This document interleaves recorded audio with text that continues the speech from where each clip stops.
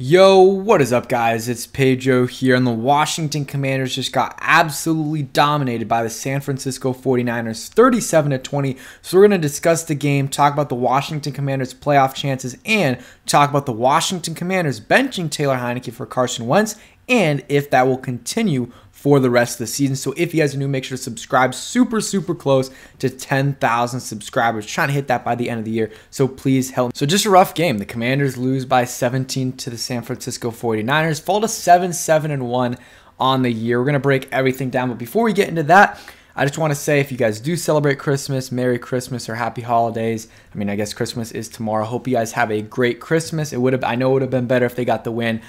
But it is what it is. They still have a chance to make the playoffs. I know a lot of people don't think so, but it's simple. Because the Lions and the Seahawks lost today, if they win their next two games, they're in. It's as simple as that. And that's going to be hard, because the next two opponents, are somewhat tough. The Browns, definitely winnable, but it's not like, it's like kind of a 50-50, maybe 55-45 towards the Commanders. And then the Cowboys game, we'll see what happens if they have anything to play for, but if not, that's a winnable game as well. But let's talk about the main topic here before we get into other things, is the quarterback, controversy, or not even really a controversy. So Taylor Heinicke, 13 for 18, 166, 2 touchdowns, 1 interception, got sacked twice, also had a fumble, and had a pass rating of 115, which looks good. And honestly, he had a really good first half. He had a really good first half. Had a pass to Jahan Dotson on 3rd and 6 where it wasn't great. Jahan Dotson made a great adjustment on the ball, but he lost it in the sun. But still, no excuses. Like, you've got to make that catch. Jahan has to make that catch. It sucks with the sun in your eye, but like the very next play, the punt returner catches it with the sun in his eye, and it's way higher. And I know he had more time, but still, got to make that catch. But Jahan made up for it later on the game. He also had a nice pass to Jahan that got called back. And, he was playing pretty well, taking a sack or two that were a little bit unnecessary. But for the most part, I thought he looked good, had some nice zip on his throws. And, he looked good. Not amazing, but looked good. And then the, third quarter was fine. And then once, the turnover that he had, like, okay, yes, he didn't have a lot of time. But at the same time, like, you got to know who you're going up against and what offensive line you have. You don't have a good offensive line, and they have a great defensive line and the best edge rusher in football, in my opinion, in Nick Bosa. So, got to understand that, and he didn't, and he got sacked for a fumble that got caught by number 75. So, unfortunate there. And then the very next possession, he throws a bad interception that should have been a pick six. Commanders got very lucky there. I don't know what Brian Robinson was doing. He got extremely lucky that his foot touched the player. I doubt he noticed that. And, they probably should have had a pick six there, but got lucky Brian Robinson's foot hit him, but he didn't even try to get him down.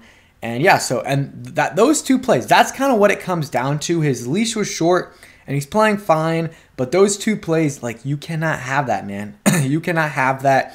The fumble, it's just been a common theme, and it happened again inside our 25-ish, and the interception was just terrible. So he got benched, rightfully so. Even if it's not for the rest of the season, I think it probably is, but even if it's not, it was smart to at least get to see what Wentz looks like. And here's the thing. I know a lot of people are going to be excited about how Wentz looked, and he did look fine. 12 for 16, 123 yards, 1 touchdown, no interceptions, a pass rating of 117.5.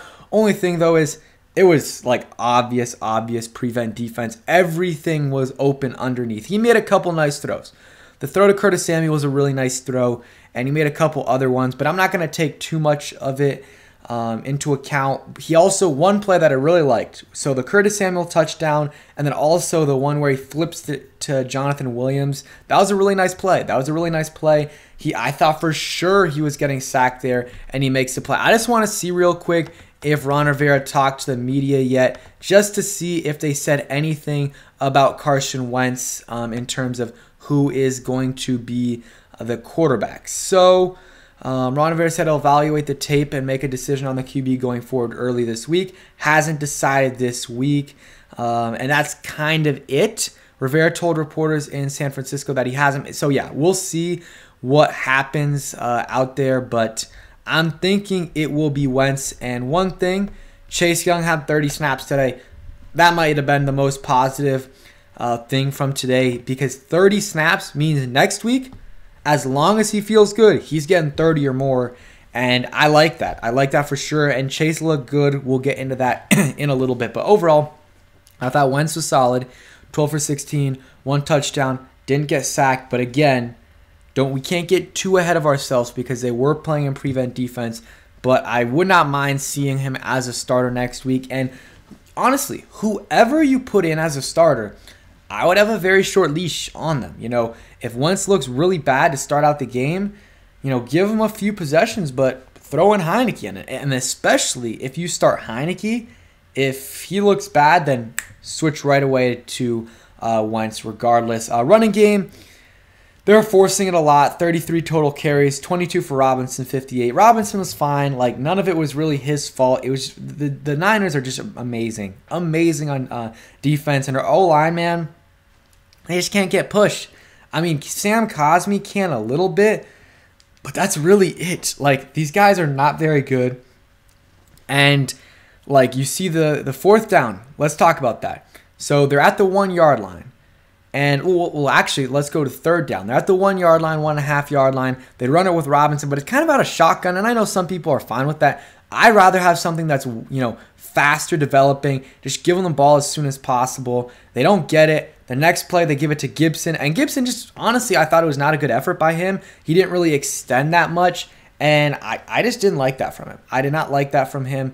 And, there wasn't much push by the O-line, but I also thought he could have tried to extend the ball there because it's fourth down. So worst case scenario, I guess you fumble and they pick it up. But more likely than not, you fumble and they get it in the end zone and it goes to the 20 or whatever. Like, that risk is worth taking. And, it's very hard to fumble when, all you have to do is put it over the goal line and you're in. So, if you fumble after it goes over the goal line or the plane, it's a touchdown. So, I think, I agreed with the decision from Ron Rivera to go for it because this defense is very good. You're probably not going to get that far the rest of the game.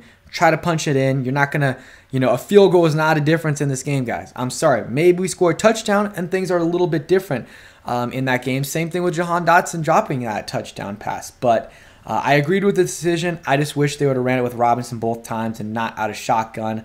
And Gibson was today, 5 for 10, nothing much. And Jonathan Williams had a nice 9-yard carry, but besides that, kind of nothing as well. Their defense is just very good, guys. Defense was very good, and we missed some opportunities. Receiving-wise, Terry McLaurin, great, 4 catches, 77 yards, 19.3 yards per catch, had a touchdown, 5 targets. Again, man, I know he had a lot of attention on him. Still think he should have gotten more targets. And hey, just watch out. Carson Wentz comes back, those targets are going to go down. We saw what happened the first 5-6 weeks of the season. Jahan was great, I'll say was good today. 6 catches, 76 yards, and a touchdown. He had a very good game overall.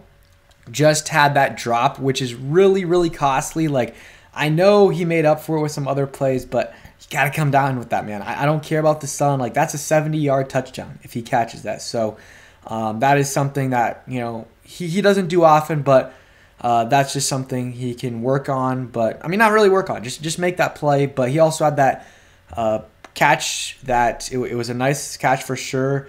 A little bit contested, but it got called back because there was offsetting penalties on that play. I think it was either Leno or I think Schweitzer had a holding penalty there.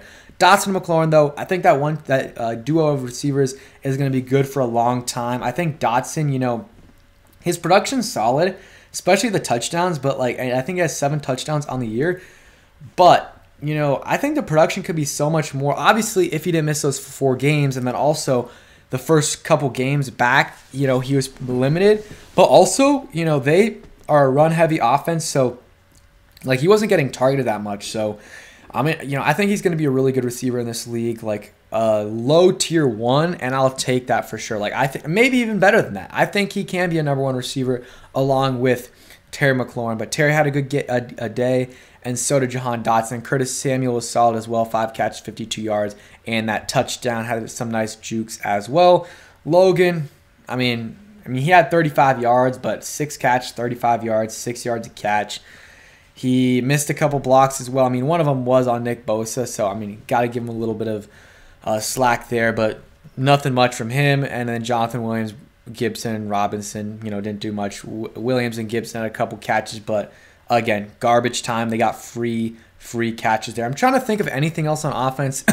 Offensive line, pass blocking-wise wasn't terrible, honestly, but run blocking wasn't great. And honestly, besides quarterback, O-line's probably the biggest position need. I mean, I would definitely try to improve both guard positions, center as well. You got to get a backup in there because Chase Roullier has been dealing with injuries.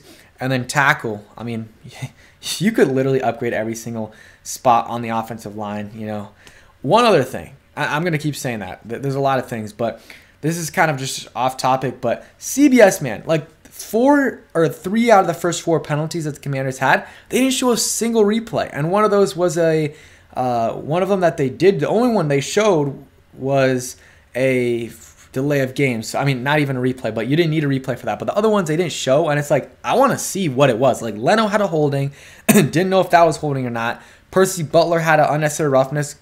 I saw him kind of make a big hit on the play, but couldn't see the replay. And there was another one as well. Wish they would have showed the replays, but it is what it is. Defense, absolutely pathetic today. I mean, defense was not good at all. And I know a lot of those points came off of, turnovers or the onside kick, which I didn't really necessarily agree with that early.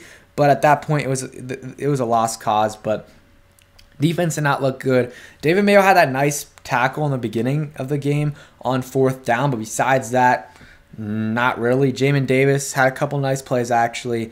Jeremy Reeves had like 1 or 2 nice pass breakups, but he also got beat a few times and also just, he missed a couple plays as well. So, he had to step up because of Cameron Curl being out, but I didn't think he had a great game. Jonathan Allen, didn't see him at all. I mean, I know he had 6 tackles, but didn't see him make much of an impact, but who knows? Got to watch the film on that and see how he, what impact he truly had.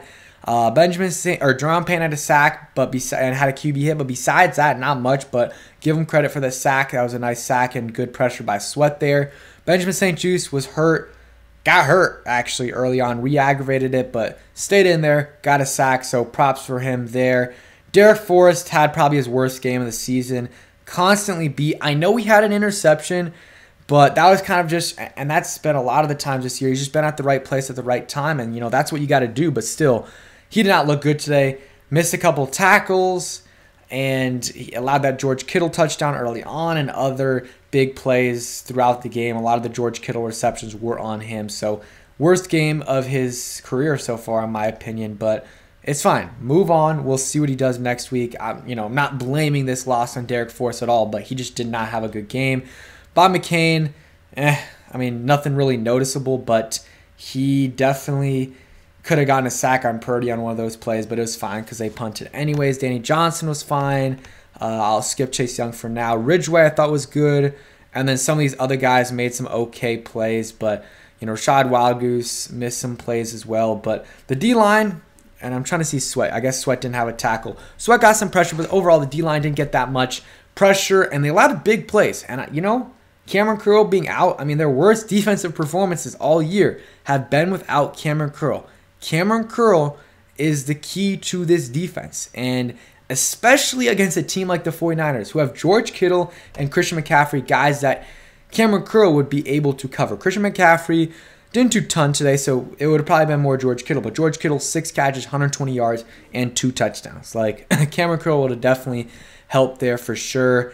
And Chase Young, that's one of the bright spots today. He played 30 snaps, which is amazing, guys. He was supposed to play 12 to 16, and you could tell early on he was going to play some more. And then James Smith-Williams got hurt.